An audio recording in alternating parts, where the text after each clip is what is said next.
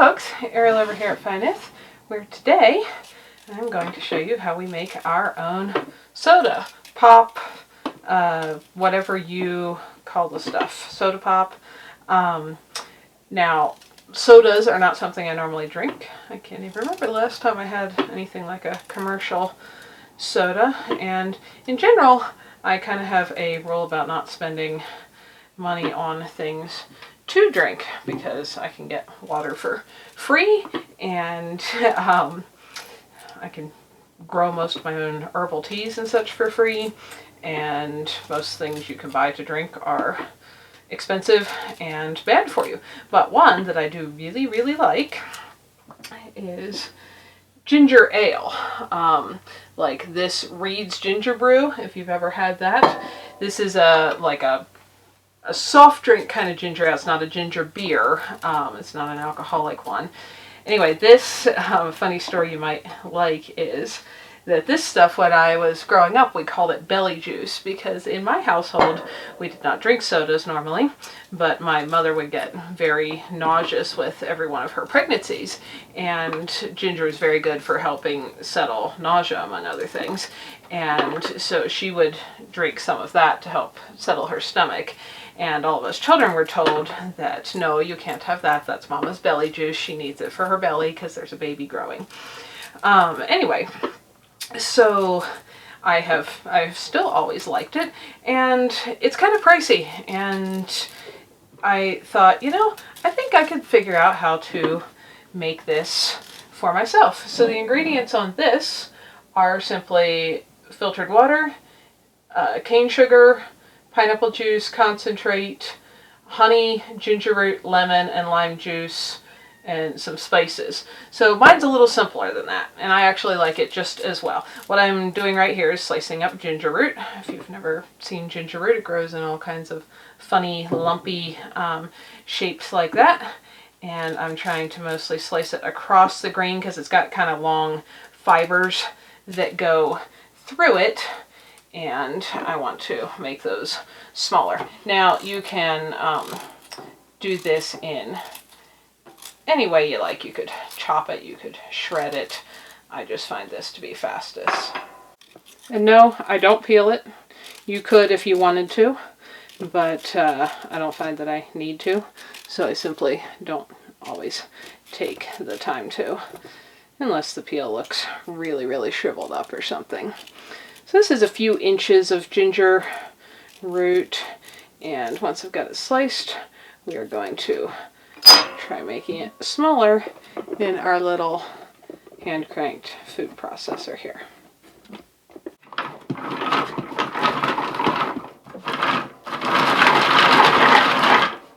If you have a electric-powered food processor or even a blender, this is easier to make smaller. Again, you could just chop it. I just find the smaller I get the bits, the better the flavor absorbs into my food.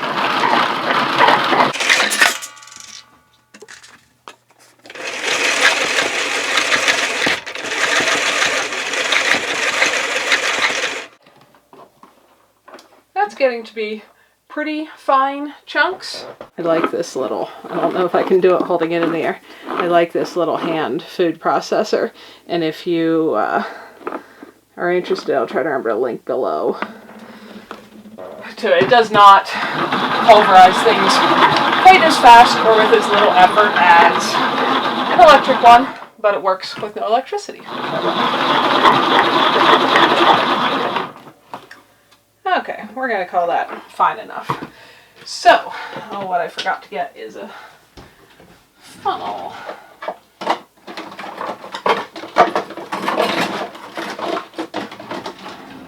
This is a plastic soda pop bottle. In general, I prefer to keep my food in glass, but this is going to ferment and pressurize a good bit, to the point where if you put this in glass, which you are certainly welcome to try, you may end up blowing up a glass bomb in your house.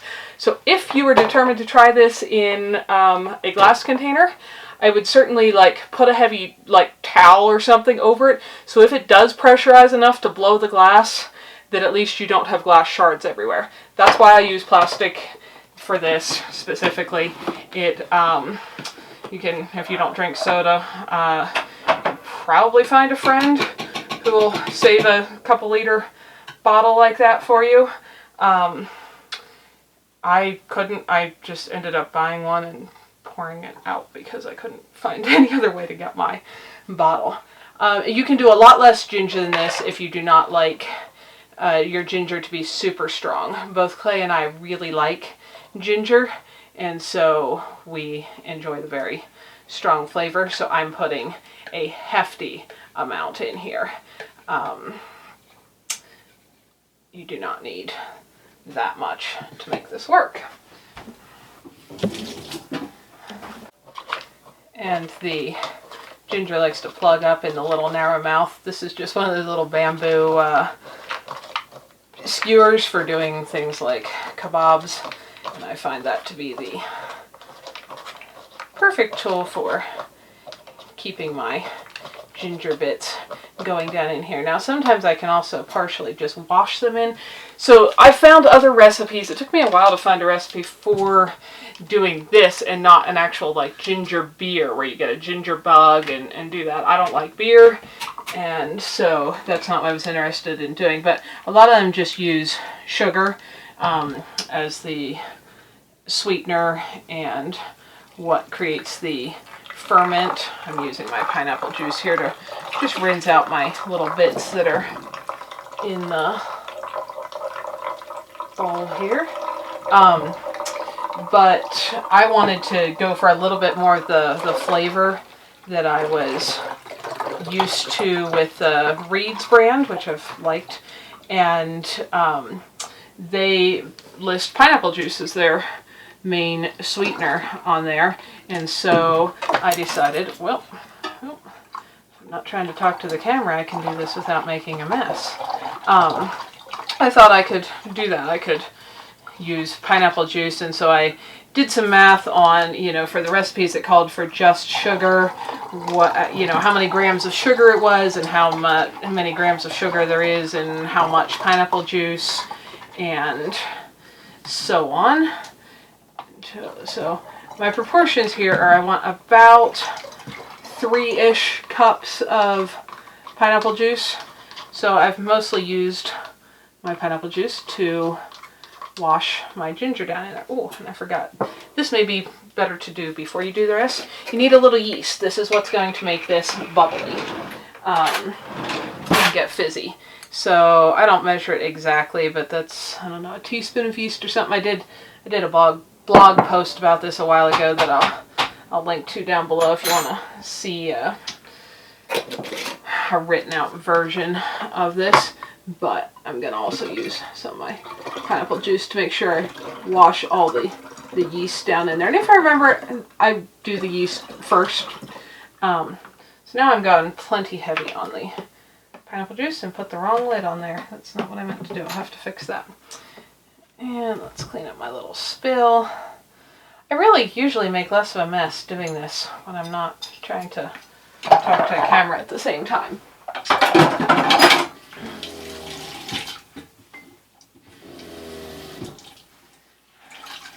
So what's going to happen here is the yeast is going to do its little yeast creature thing, which is to feed on the sugars, which are coming from the pineapple juice. I'm not adding any other sugar to this, so if you wanted to, you could do a very similar thing with just using sugar and not the pineapple juice. But ginger is very good for many things, including your digestive health and your immune system, and pineapple is actually very good for quite a few things. Some people take it, I think, every day for different digestive conditions because it's got some proteins like bromelain in there that help break apart and digest things if your body's not digesting them well. So now I'm going to fill this almost the rest of the way up with water.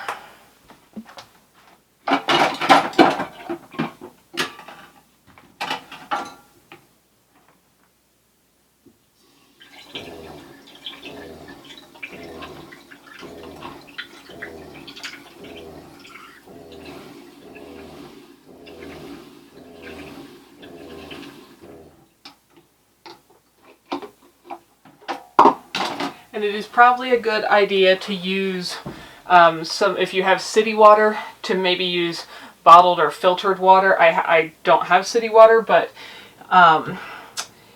if you have a bunch of chlorine or chloramine in your water, it may kind of retard this fermenting process.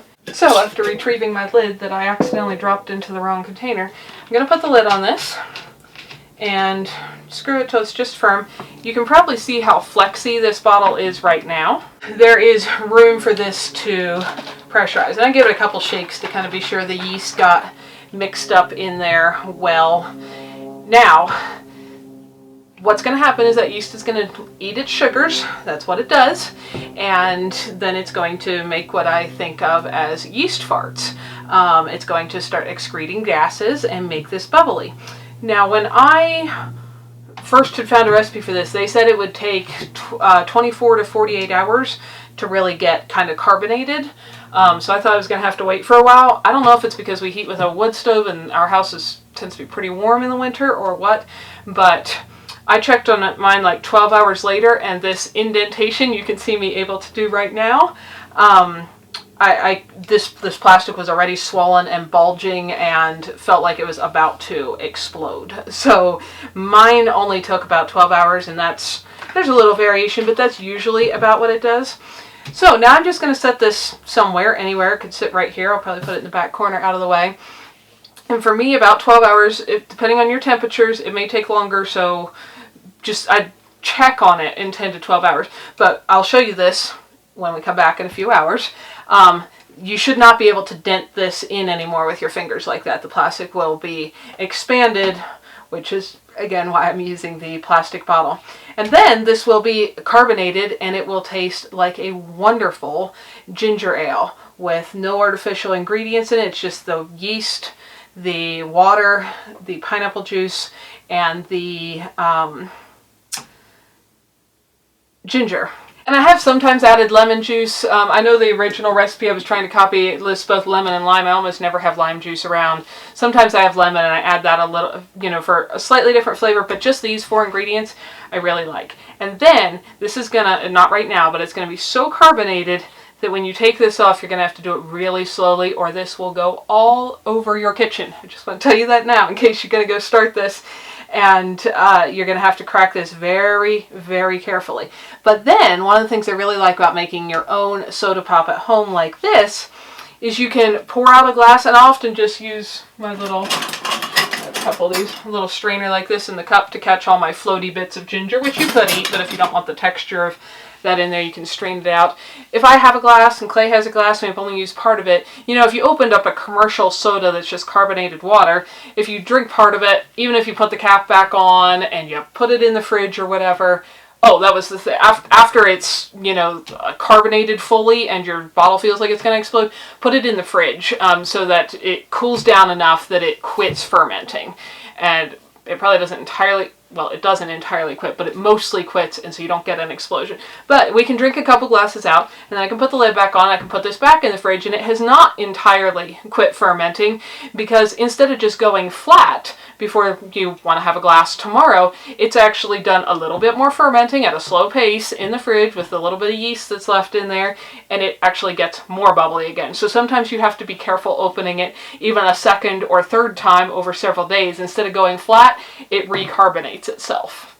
And then, because I like so much ginger in here, I also sometimes reuse this. So if I strain it out, I put the ginger back in here, and once we've drank all the liquid, I'll just leave the ginger in, add some more yeast, water, and pineapple juice, fill it back up, and go for a second batch on the same round of ginger, because it seems to me that it takes a while for that flavor to fully leach out of all those little bits. So anyway, we'll come back and check on this in a few hours and see if it's ready to blow bubbles all over the place.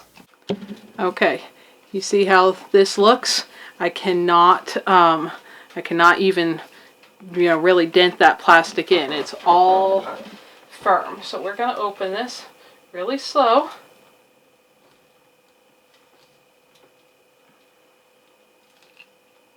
Really slow till I start to hear a hiss.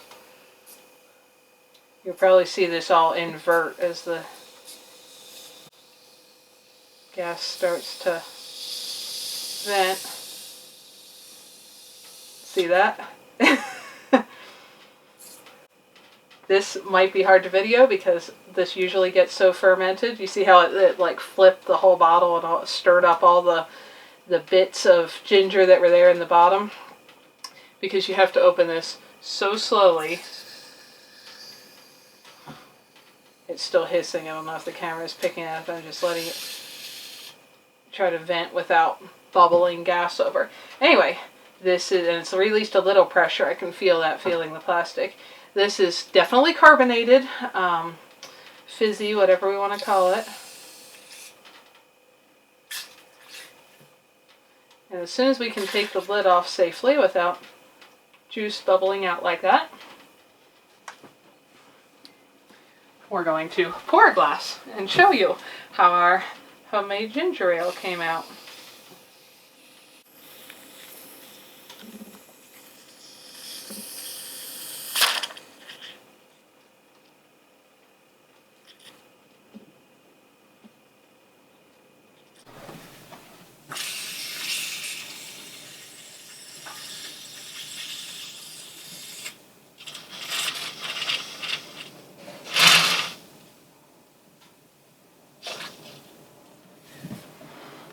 Okay, so I actually did what I normally do and put it over there in the sink and just left that cap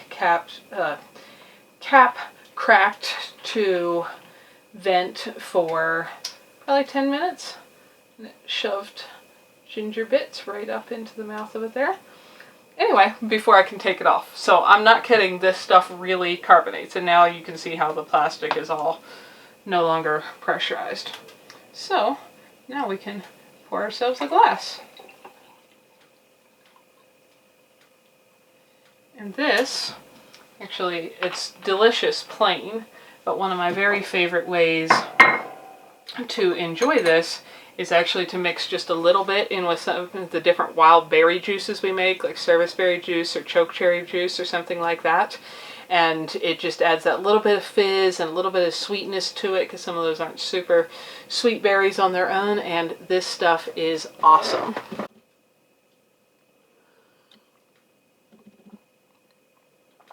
Lightly fizzy, lightly sweet from the pineapple, lots of ginger. I think you'll like this. And if you want to just try it as a science experiment with some children, I bet they'd get a kick out of it too. So it's not that hard to make your own fizzy soda at home.